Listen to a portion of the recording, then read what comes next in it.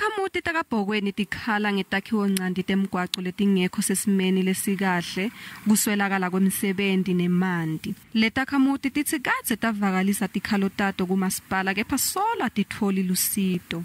Le Takhamuti tiphindze tithi tiphoceleka ukuthi tithenge emanti ngemali yato yekugcina kuze tikhone kuphila. Wemphakatsi wale bayizana.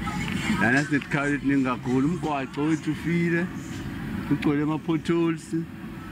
Asinamanti manje sizosokha ngale sipojini nakhona nakuneyimvula.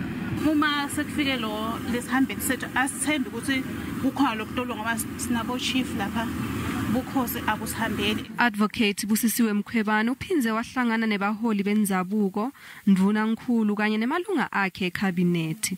Kanti inhloso yale mihlangano ukuthi bavele netindlela tekulungisa letinkinga. Ngokomthetho amakhosi fanele nakahleli kuma municipal council nabo baphe umbono baconsultiwe nama area wabo naba developer ukuba amakhosi ayazi, and then on the other hand nawo amakhosi ukuthi nabo banga allocate bafaka abantu endaweni zabo without knowledge kamasipala ukwenzelela ukuthi umasipala naye azokwazi ukuthi nakube kunjalo kuplanwe together, and then nabafakwa abantu kube kunamanzi kunendlela ezirehe neelectricity. Lokuvakashela tifundza kwaMkhwebane kuhlose kuqinisekisa ukuthi tonke tinkinga tekungaphakelwa kwetinsita kubo masipala tiyalungiswa.